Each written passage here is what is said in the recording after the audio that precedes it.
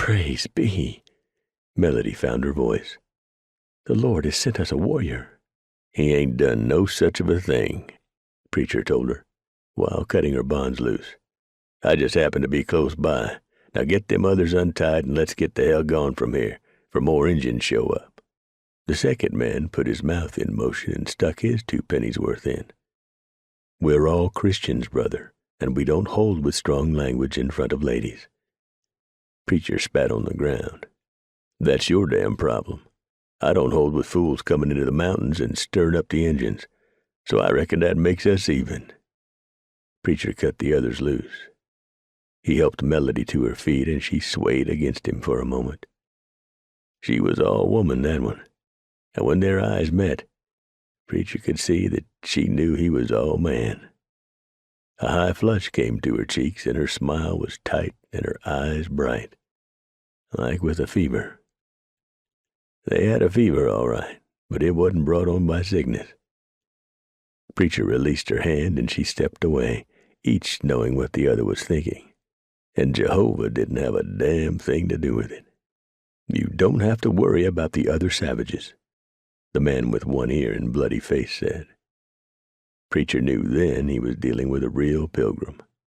In the mountains, a man always worries about Injuns. Preacher grunted in reply. You see, One Ear said, pulling a fancy handkerchief out of a jacket pocket and pressing it to the side of his head. The other savages fled in a different direction after the attack. They didn't flee nowheres, Preacher told him. They own these mountains. They got no reason to be afraid. All they did was split up to divvy up the booty. But how do you know they didn't plan on meeting up again right here? That shut One Ear right up. We must get Richard to a doctor, the haughty-acting fella said. Preacher laughed at him. Sure, there's one about 250 miles from here. Won't take us more'n a month to get there. What we'll do is get going from here, and then I'll take a look at your partner's head. Clean it out good. I'd pour whiskey on it, but I ain't got none. You probably drank it all, lurching about in some drunken debauchery. The second female spoke up. She had her color up and was climbing up on her soapbox. Cavorting about with a loose woman, more than likely a pure, simple, ignorant savage you took advantage of. Amen, the mouthy man said. It's not only the savages to whom we must introduce God. Preacher chuckled and shook his head.